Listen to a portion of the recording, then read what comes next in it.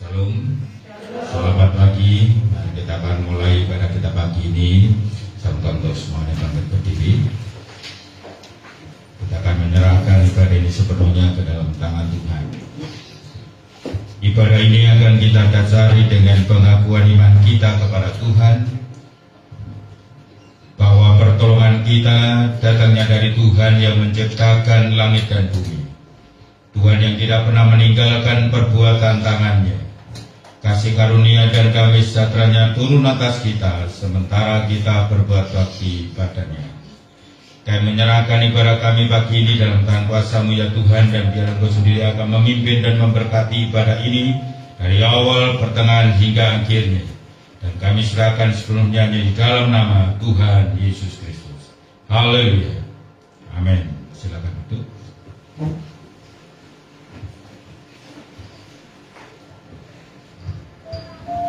Puji Tuhan, kita siapkan hati kita masuk dalam tahta Tuhan. Kita akan satu pujian awan kemuliaan.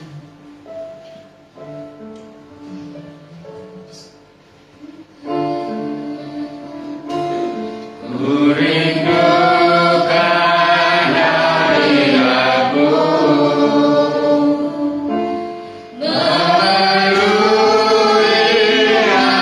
hatiku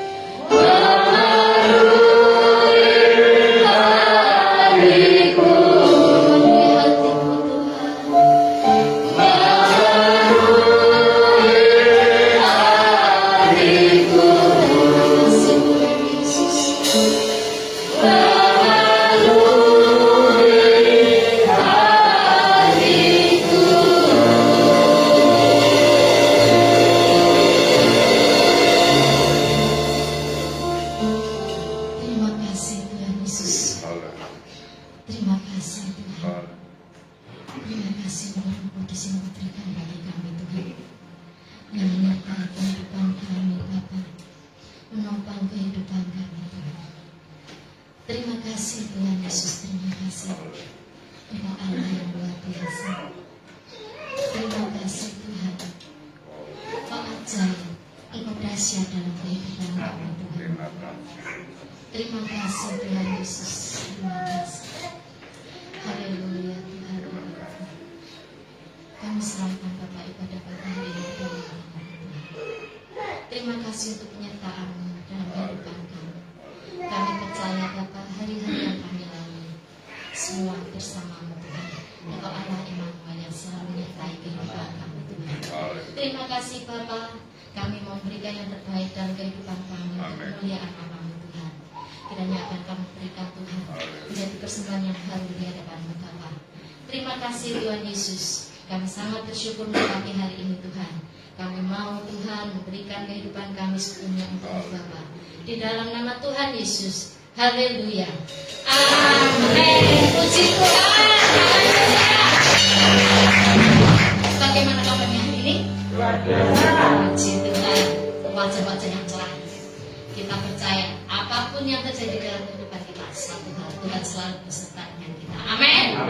Kita mau pujikan satu pujian, berjalan bersamamu. Thank you.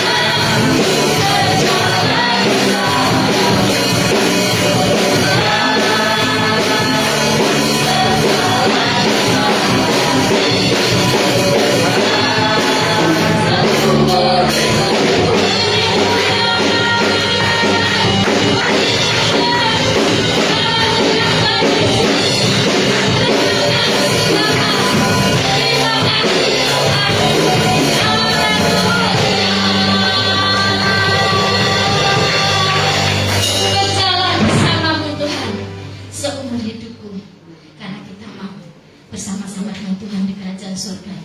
Jadi dalam hidup kita harus senantiasa menjaga diri kita untuk selalu dekat dengan Tuhan. Amin. Silakan duduk kembali.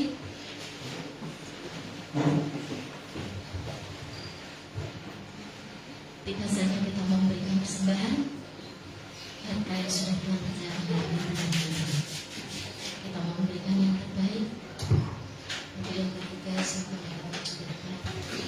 Kita berdoa untuk persembahan kita.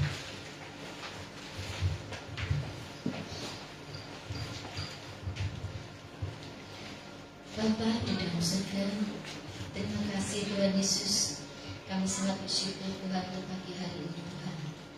Kami bersyukur Kau sudah memilih kami sebagai umat Tuhan, sebagai anak Tuhan. Terima kasih Tuhan Yesus, kami memberikan persembahan kami Tuhan. Kuduskan dan sucikan setiap persembahan kami. Kuduskan dan sucikan setiap motivasi kami di dalam memberikan persembahan, supaya persembahan ini Tuhan dapat menjadi berkat bagi kerjaan-Mu di tempat ini. Kau berikan hikmat pada hamba-Mu yang mengelola persembahan ini, supaya dapat melakukan seluruh apa yang menjadi kehendak-Mu bagi gereja ini. Terima kasih Bapa, di dalam nama Tuhan Yesus, haleluya. Amin.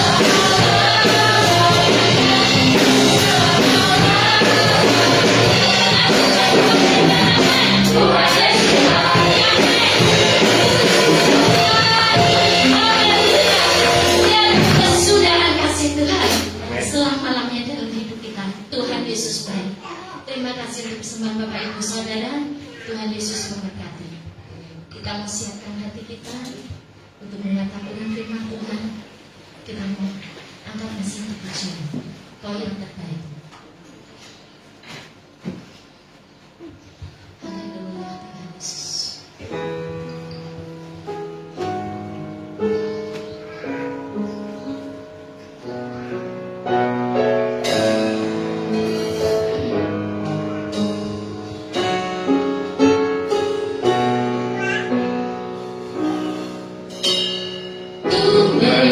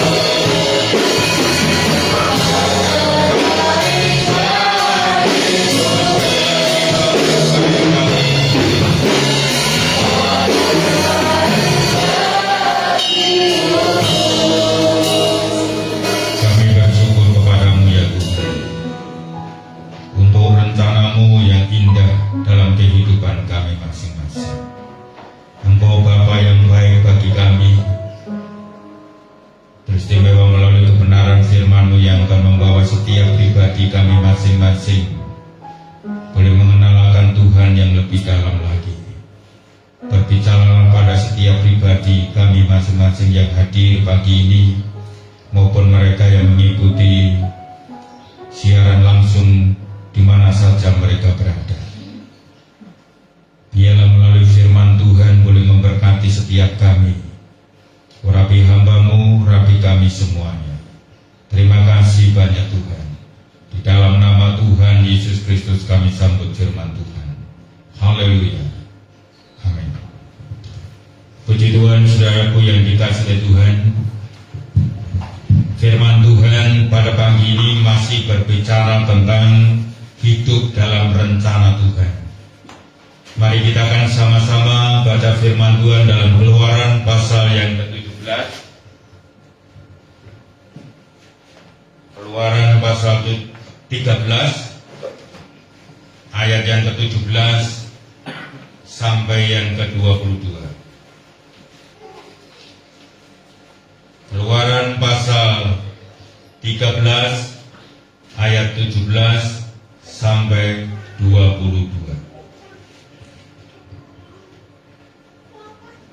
Demikianlah firman Tuhan. Setelah Firaun membiarkan bangsa itu pergi, Allah tidak menuntun mereka melalui jalan ke negeri orang Filistin, walaupun jalan ini yang paling dekat. Sebab firman Allah, jangan-jangan bangsa itu menyesal apabila mereka menghadapi peperangan sehingga mereka kembali ke Mesir. Tetapi Allah menuntun bangsa itu berputar melalui jalan di padang gurun menuju ke laut Tiberau. Dengan siap sedia berperang, berjalanlah orang Israel dari tanah Mesir. Musa membawa tulang-tulang Yusuf, sebab tadinya Yusuf telah menyuruh anak-anak Israel bersumpah dengan sungguh-sungguh, Allah tentu akan mengindahkan kamu, maka kamu harus membawa tulang-tulangku dari sini. Demikianlah mereka berangkat dari Sukot dan berkemah di Etam di tepi padang gurun. Tuhan berjalan di depan mereka pada siang hari dalam tiang awan untuk menuntun mereka di jalan, dan pada waktu malam dalam tiang api untuk menerangi mereka, sehingga mereka dapat berjalan siang dan malam. Dengan tidak beralih tiang awan itu tetap ada pada siang hari dan tiang api pada waktu malam di depan bangsa itu. Saudaraku yang dikasihi oleh Tuhan, rencana Tuhan itu begitu indah seperti pujian yang kita naikkan tadi. Tuhan tidak ingin bangsa Israel terus berada dalam pembuangan, menjadi budak, tetapi Allah ingin membawa mereka keluar dan menuju ke tanah perjanjian. Masa depan hidup manusia ada dalam rencana Tuhan. Kalau Tuhan memberikan hidup pada manusia, berarti penting, saudara. Kalau hidup itu penting, berarti jangan sia-siakan anugerah Tuhan. Kalau anugerah itu penting, berarti setiap saat itu juga penting. Tidak ada waktu yang tidak penting.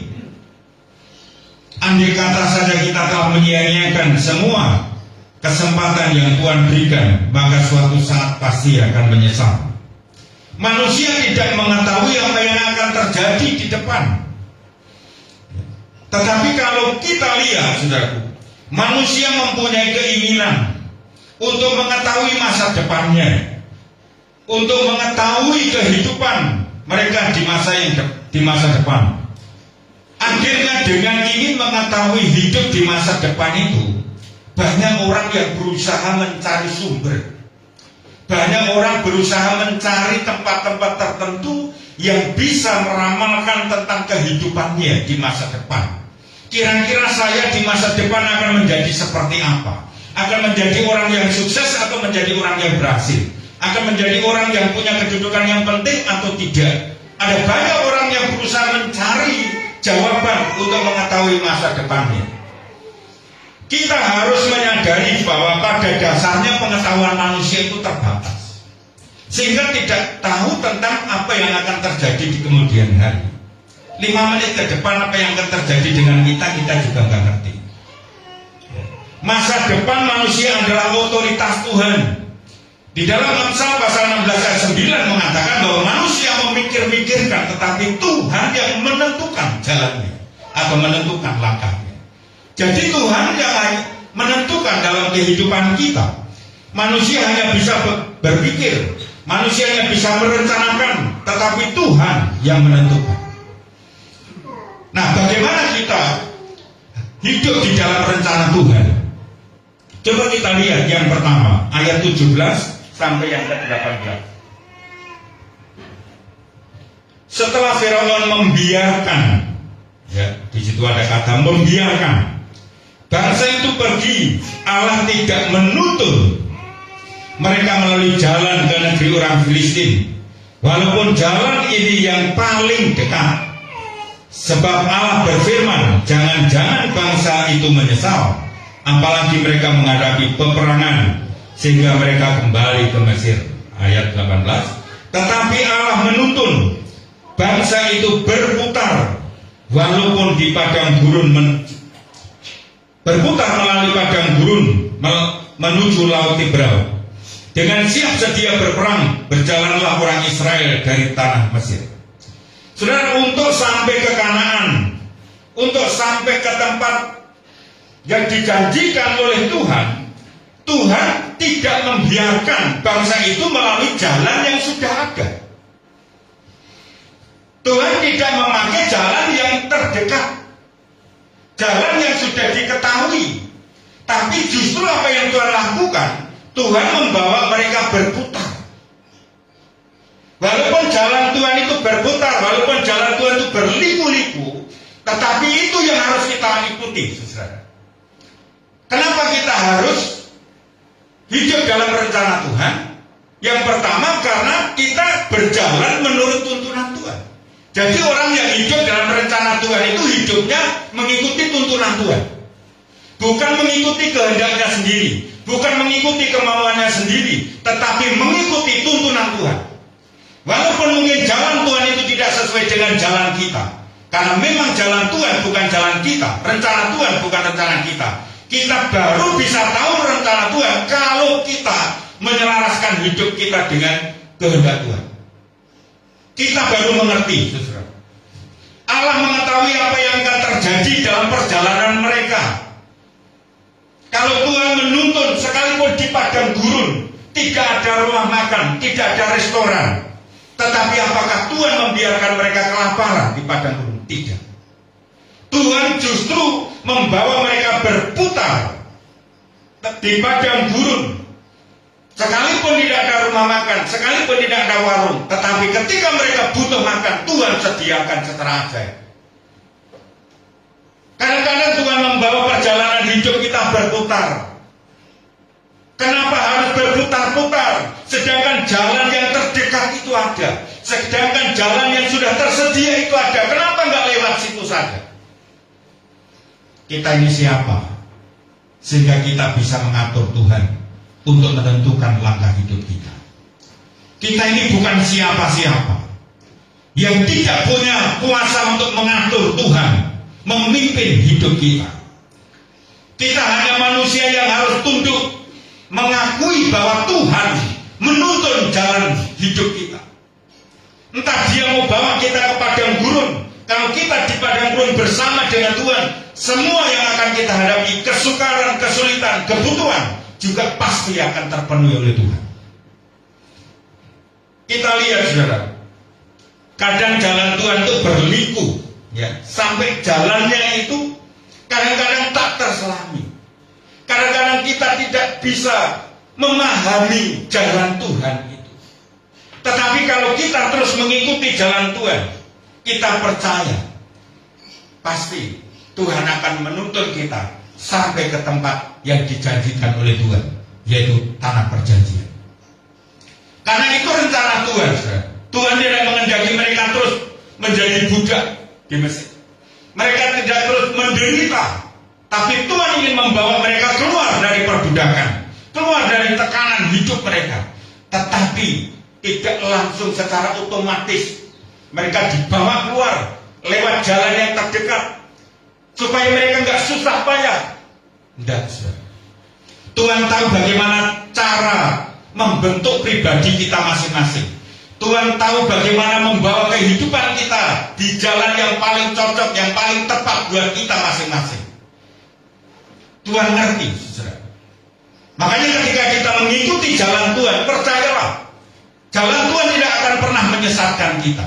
Jalan Tuhan tidak akan pernah membawa kita pada penderitaan. Tapi jalan Tuhan pasti yang terbaik bagi setiap umatnya. Selama kita mau mengikuti kehendak Tuhan, selama kita mau mengikuti rencana Tuhan, dan yang Tuhan inginkan adalah mari kita hidup di dalam rencana Tuhan. Karena rencana Tuhan itu pasti yang terbaik. Dan rencana Tuhan itu tidak pernah gagal. Ayo mengetahui tidak ada rencanamu yang gagal. Engkau sanggup melakukan segala sesuatu dan tidak ada rencanamu yang gagal. Jadi rencana Tuhan itu yang berhasil dalam hidup kita. Jadi kalau kita ingin berhasil, ikuti jalan Tuhan. Orang yang percaya dibutuhkan apa?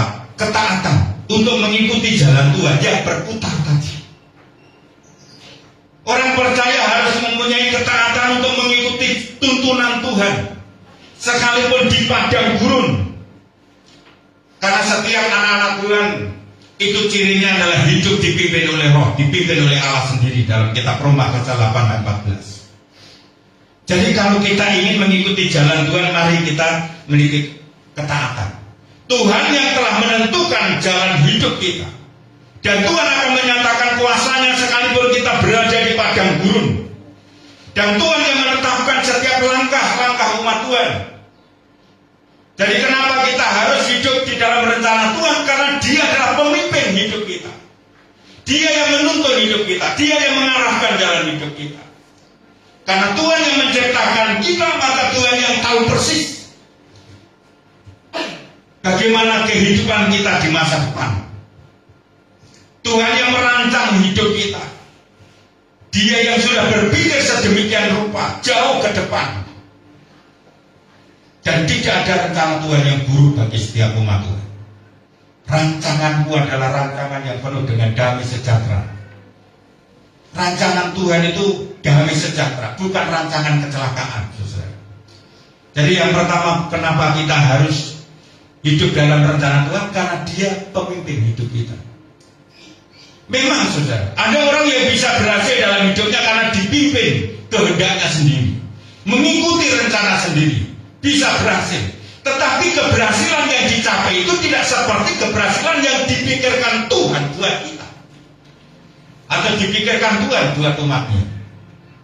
Lalu yang kedua, saudara, kita bisa belajar. Karena Tuhan itu menuntun jalan hidup kita. Tuhan tidak cuma sekedar menyediakan jalan. Yang kedua, Tuhan adalah pemimpin hidup kita. Jadi sekalipun Tuhan sudah merancangkan satu kehidupan yang lebih baik, kalau kita tidak mau mengikuti pimpinan Tuhan, kita tidak akan pernah mencapai pada tempat yang dijanjikan Tuhan, yaitu Kanaan. Coba kita lihat ayat 21. Tuhan berjalan di depan mereka pada siang hari dalam tiang awan untuk menuntun mereka di jalan, dan pada waktu malam dalam tiang api untuk menerangi mereka, sehingga mereka dapat berjalan siang dan malam. Saudaraku yang dikasihi Tuhan, Tuhan kita itu Tuhan yang hebat, Tuhan yang sempurna. Dia tidak cuma sekedar hanya merencanakan kehidupan yang lebih baik, Dia tidak cuma sekedar menyediakan jalan, tetapi Dia juga akan menuntun jalan yang tepat yang harus kita lalui. Untuk berjalan di padang gurun itu tidak gampang. Orang bisa tersesat. Tetapi kita lihat bagaimana kehadiran Tuhan itu nyata. Kalau siang ada tiang awan, malam ada tiang api, supaya mereka bisa berjalan, supaya mereka bisa melewati di padang gurun. Dan apa yang Tuhan kehendaki, saudara? Tuhan tidak hanya saja menyediakan, tapi Dia juga memimpin. Ini yang perlu kita garis bawahi, saudara. Jadi kalau Tuhan itu merencanakan kehidupan umatnya itu enggak tanggung-tanggung. Dia merencanakan kehidupan umat Tuhan secara sempurna sampai benar-benar kita bisa masuk di tempat yang dijanjikan oleh Tuhan. Tuhan memegang kendali dalam kehidupan kita. Dia yang menentukan hidup kita. Dia yang merencanakan kehidupan kita. Maka serahkanlah seluruh kehidupan kita kepada otoritas Tuhan. Kita hanya bisa merencanakan, kita hanya bisa berpikir, kita hanya bisa berangan-angan, kita hanya bisa bermimpi, tapi Tuhan yang menentukan atas hidup kita. Dan kalau Tuhan yang sudah menentukan hidup kita, apapun usaha manusia untuk menghancurkannya tidak akan bisa. Tidak ada kekuatan tangan manusia yang bisa melawan kekuatan tangan Tuhan.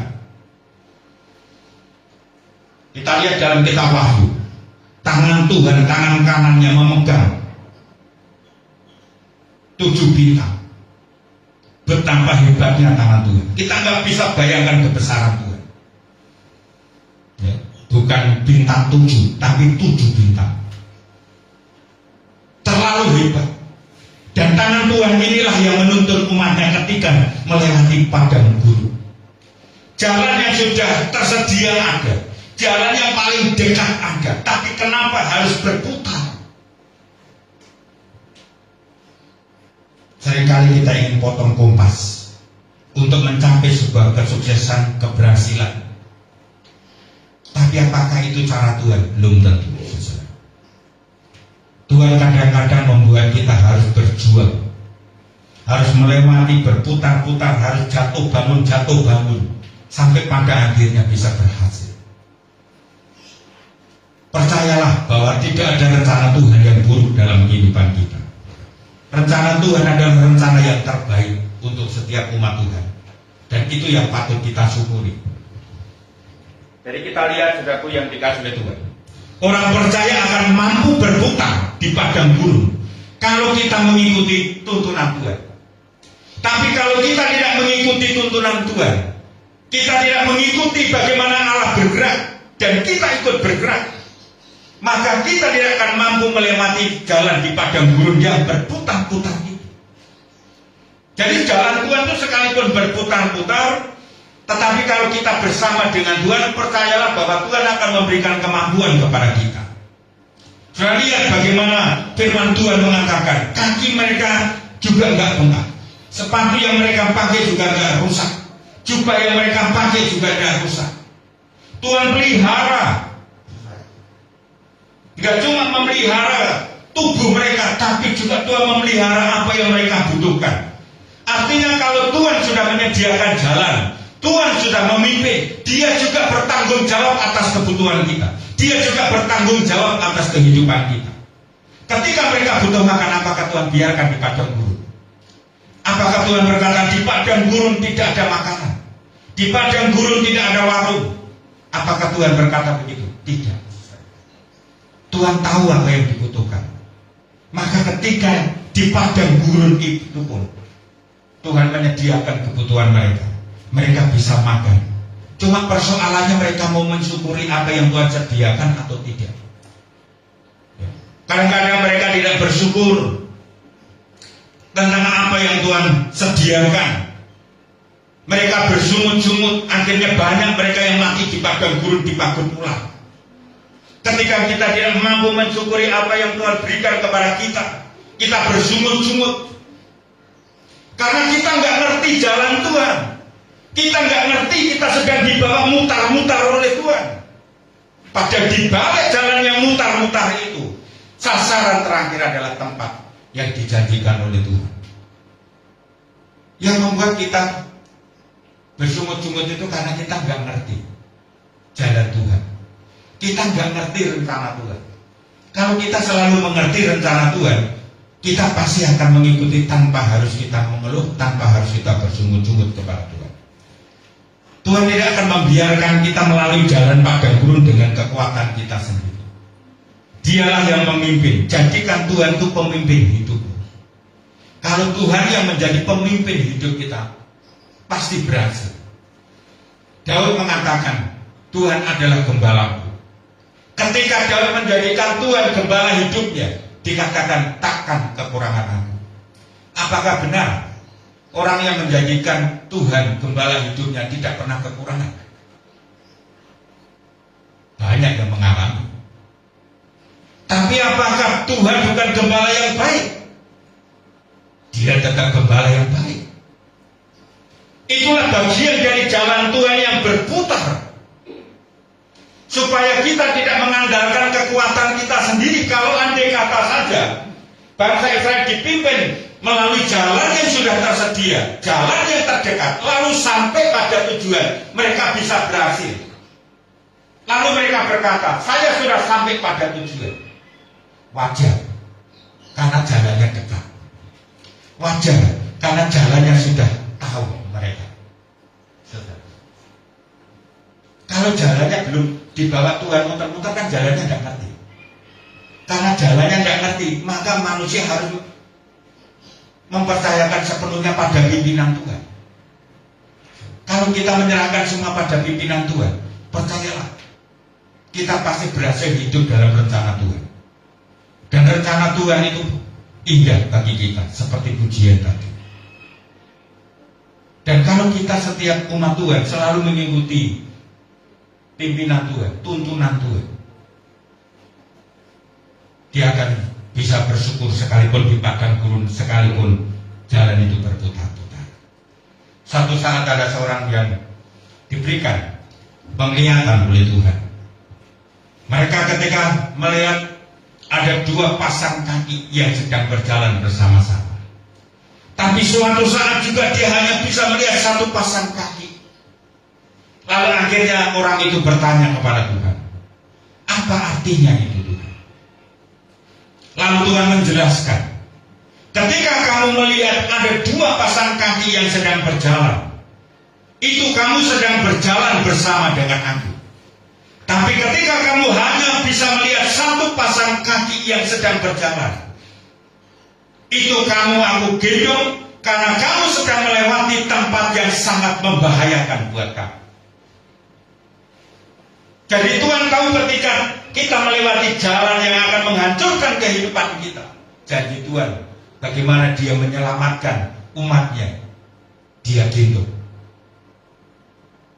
Dan hanya satu pasang kaki Tuhan yang mampu melewati, yang mampu bisa berjalan.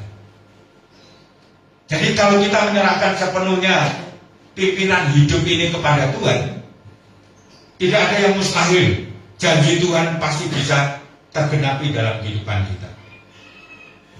Kenapa kita harus belajar bahwa kita harus mengikuti pimpinan Tuhan? Supaya kita bisa berhasil, bisa ngerti jalan Tuhan itu. Lalu yang ketiga, ayat 22. Kenapa kita harus mengikuti pimpinan Tuhan?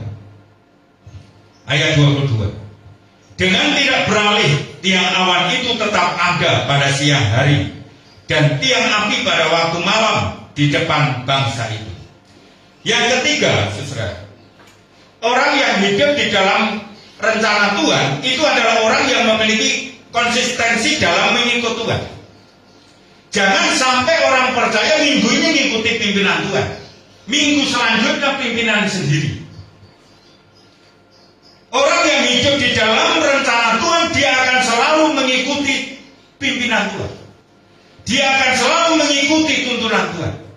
Entah hari ini kita diperhadapkan dengan peperangan, dengan kesulitan, dengan masalah, kita tetap berjalan di jalan bersama dengan Tuhan.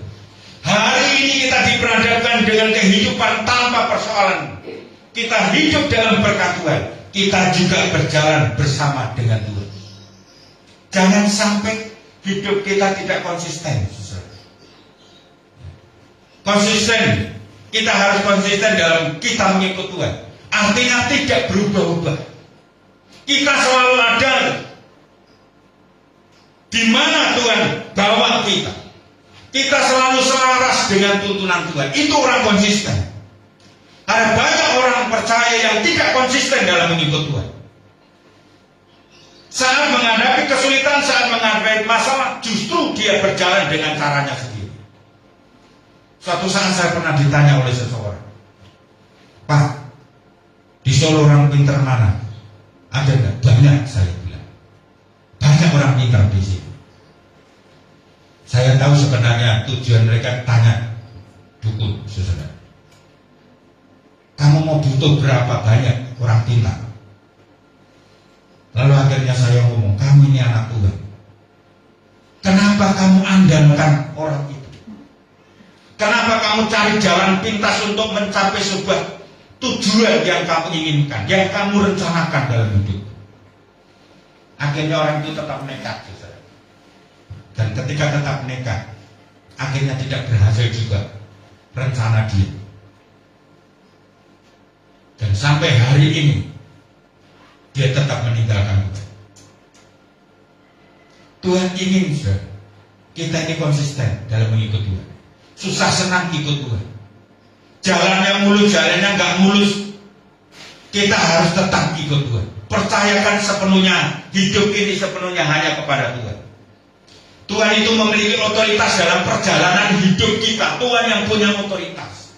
Terserah, serahkan saja hidup ini kepada Tuhan. Mau dibawa ke jalan yang sudah ada, kalau memang itu kehendak Tuhan, puji Tuhan.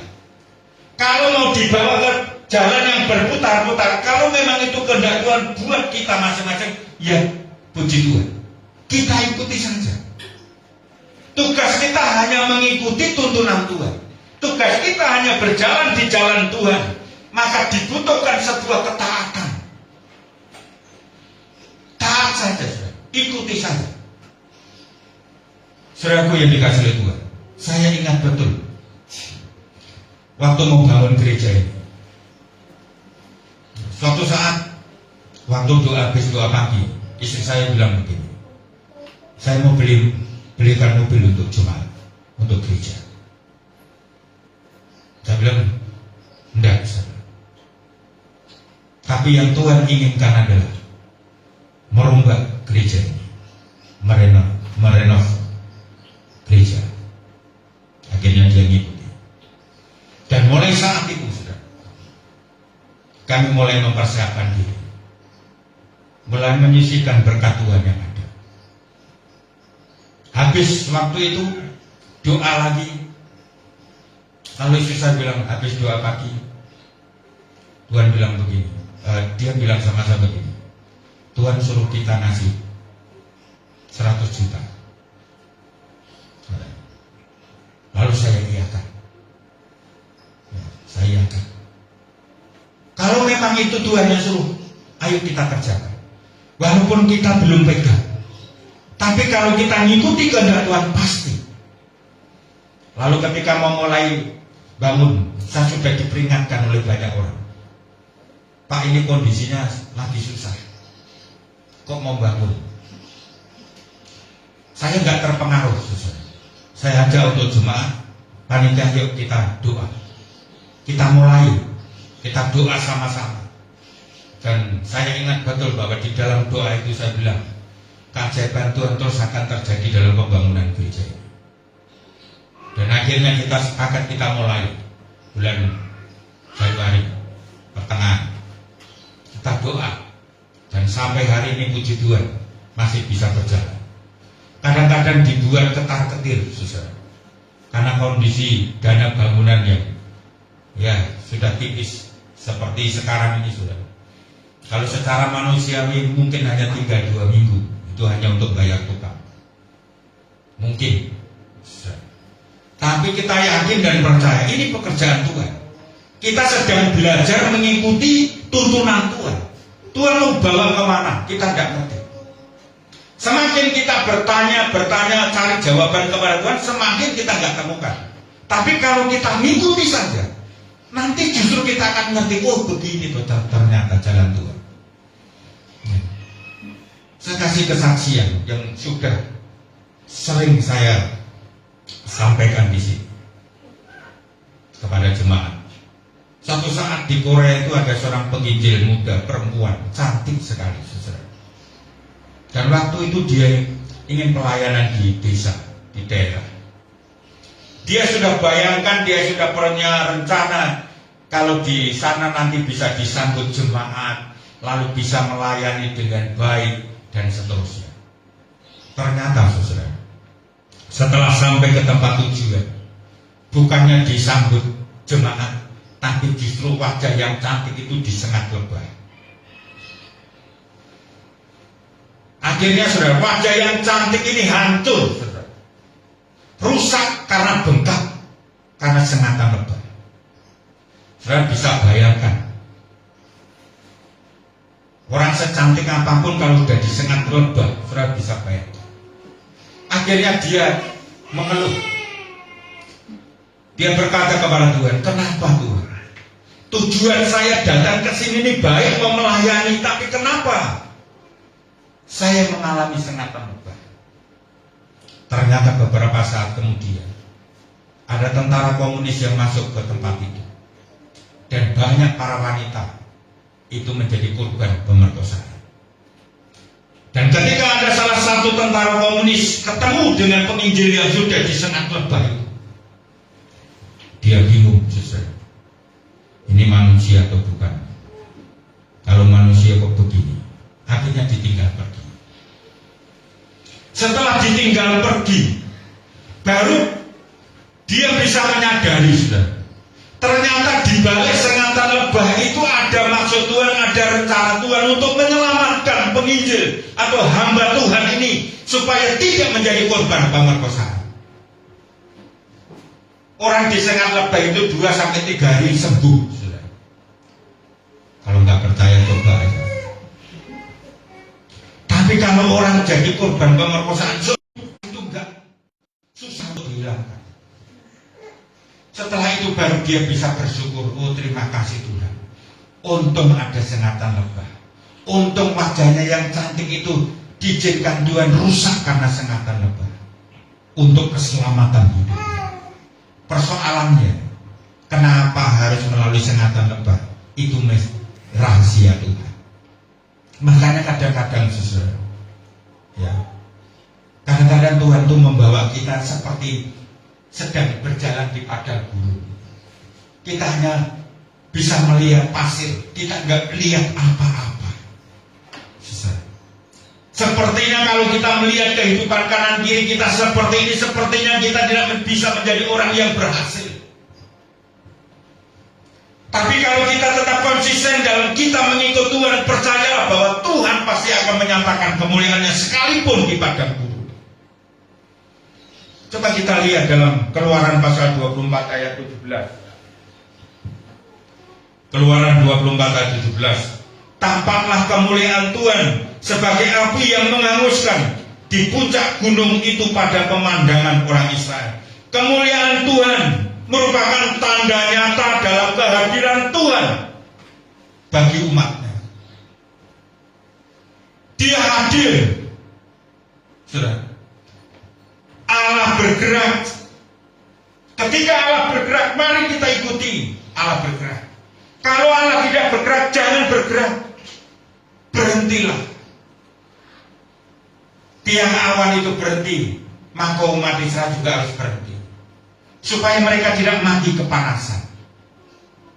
Kalau tiang api itu berhenti, supaya juga umatnya, bangsa Israel harus berhenti. Tidak boleh jalan sendiri.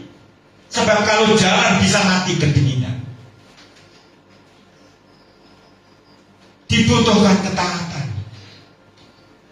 Jadilah orang percaya yang memiliki konsistensi kita kepada Tuhan dalam kita mengikut Tuhan.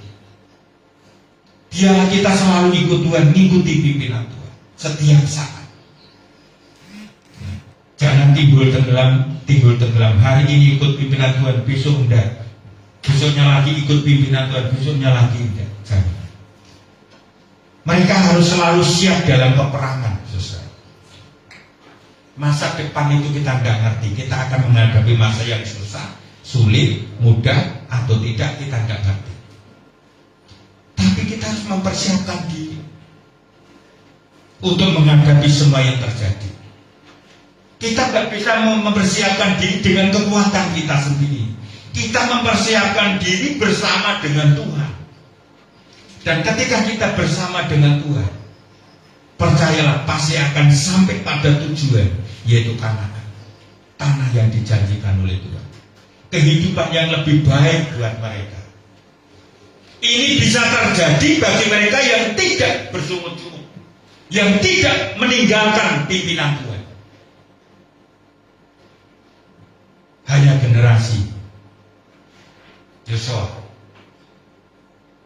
yang bisa masuk. Ada banyak pelajaran bagi setiap kita. Jalan Tuhan tak terselami, kita tidak ngerti. Dulu saya pernah melayani, saudara. Dalam satu keluarga itu ada dua orang yang sakit. Yang satu nggak parah, yang satu biasa. Ternyata yang mati malah yang biasa. Orang-orang berpikir, kenapa yang nggak parah? Kalau orang sakit nggak parah, sembuh kan biasa. Tapi jadi kematian. Kenapa harus mengalami kematian? Ternyata sudah di balik kematian itu mudah untuk mengumpulkan orang. Lalu saat orang banyak berkumpul, ternyata Tuhan punya rencana. Beritakan kebenaran, sampaikan berita baik di tengah-tengah kondisi yang sedang berduka. Kadang-kadang kita nggak ngerti itu jalan Tuhan. Kadang-kadang kita nggak ngerti rencana Tuhan. Tapi kalau kita ikuti rencana Tuhan, ternyata luar biasa. Rencana Tuhan begitu indah. Saudara, mungkin hari ini saudara merasa bahwa saudara bukan siapa-siapa. Siapa tahu 5 tahun ke depan, 10 tahun ke depan, saudara akan menjadi orang-orang yang berhasil, orang-orang yang penting, orang-orang yang diberkati oleh Tuhan. Kita nggak ngerti. Kita hanya bisa mengikuti tuntunan Tuhan. Jadi kenapa kita harus hidup dalam rencana Tuhan? Yang pertama, karena Tuhan yang menunjukkan jalan. Kalau engkau tidak hidup dalam rencana Tuhan, engkau nggak ngerti jalan Tuhan. Yang kedua, Tuhan tidak cuma sekedar menyediakan jalan, tapi Dia juga memimpin. Karena jalan itu jalan baru, bukan jalan yang sudah ada. Jalan itu bukan jalan yang dekat. Jalan itu adalah jalan yang berputar. Kalau tidak ada Tuhan yang memimpin, kalau tidak ada Tuhan yang menunjukkan, kita nggak ngerti, kita bisa tersesat. Dan yang ketiga, milikilah konsistensi dalam kita mengikut Tuhan. Percayakan sepenuhnya hidup kita ini sepenuhnya kepada Tuhan. Dia yang pegang kendali dalam hidup kita. Dia yang menentukan. Kita hanya bisa bermimpi, kita hanya bisa berangan-angan, kita hanya bisa memikirkan, kita hanya bisa merencanakan, tapi Tuhan yang menentukan. Dan kalau Tuhan yang sudah menentukan, terima saja ketentuan Tuhan itu. Terima keputusan Tuhan, dan percayalah, pasti akan berhasil. Tuhan tidak mungkin akan membawa kita pada kegagalan di tengah perjalanan. Tidak mungkin. Kita tidak tahu kondisi kehidupan kita di tahun ini. Apakah secara perekonomian akan lebih mudah? Kita tidak ngerti. Tapi yang jelas, saudara, kondisi apapun yang akan terjadi di negeri ini, di dunia ini, kalau engkau tetap berjalan bersama Tuhan, pemeliharaan Tuhan pasti akan terjadi. Sekalipun kanan kiri tidak ada warung, tidak ada orang yang berjualan makanan, apakah kita akan dibiarkan Tuhan mengalami kelaparan, kematian karena kelaparan? Tidak. Justru mujizat Tuhan dinyatakan. Ada mana yang turun dari surga untuk memelihara orang-orang yang percaya, yang mengikuti jalan Tuhan. Untuk umat Tuhan ada mana yang diberikan oleh Tuhan untuk bisa memenuhi kebutuhan mereka. Kalau di padang gurun ada orang jual makanan, lalu ketika mereka lapar, mereka bisa makan, wajar.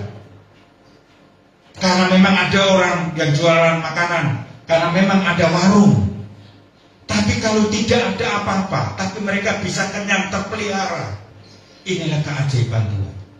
Tuhan akan menyatakan keajaibannya dalam kehidupan kita masing-masing. Oleh sebab itu, serahkan sepenuhnya hidup ini hanya untuk Tuhan, untuk kemuliaan Tuhan. Hiduplah dalam rencana Tuhan, karena rencana Dia lebih baik dari apa yang kita rencanakan. Percayakan itu. Biarlah selama 1 bulan ini kita terus akan belajar bagaimana hidup dalam rencana Tuhan. Amin. Mari kita renungkan firman Tuhan.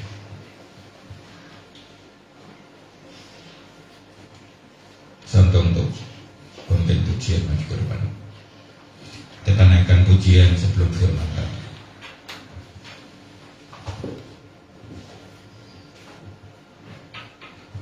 Saudaraku yang dikasihi oleh Tuhan, rencana Tuhan itu indah bagi kita. Kita harus hidup dalam rencana Tuhan. Oleh sebab itu arahkan hidupmu sepenuhnya dipimpin oleh Tuhan, agar perjalanan kita sampai tanah yang dijanjikan Tuhan. Maka kita harus terus menerus berjalan berada di jalan Tuhan, supaya rencana Tuhan tergenapi dalam kehidupan kita. Jadikan Tuhan itu pemimpin hidup. Kalau kita memimpin hidup kita sendiri, kemampuan kita itu terbatas, kesanggupan kita terbatas. Tapi percayakan hidupmu pada Tuhan yang tak terbatas. Tanpa Tuhan kita tidak bisa berbuat apa-apa. Tanpa Tuhan kita tidak akan berhasil. Sebab kemampuan dan kekuatan kita terbatas. Dan milikilah konsistensi dalam mengikut Tuhan. Ada ketaatan, tetap berada di jalan Tuhan, selaras sesuai dengan apa yang Tuhan mau. Perjalanan bangsa Israel tetap menuju tanah perjanjian, sekalipun melewati jalan yang berputar.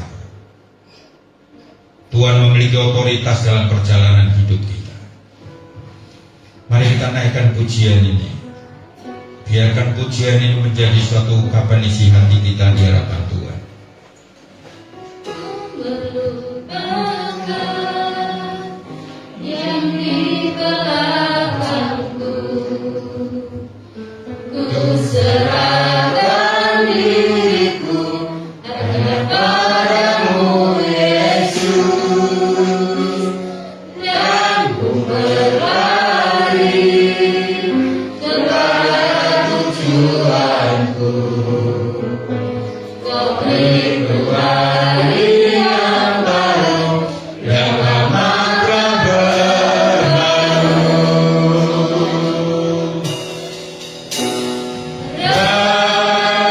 Rencanamu, oh Tuhan, indah bagiku. Rencana Tuhan itu indah bagi setiap kita. Siapapun saudara, nikmatilah rencana Tuhan yang indah dalam hidupmu. Selama engkau berjalan di jalan Tuhan, selama engkau menjadikan Tuhan pemimpin hidupmu, dan selama engkau tetap selaras pada pimpinan Tuhan, keberhasilan menuju tanah yang dijanjikan Tuhan pasti akan tercapai.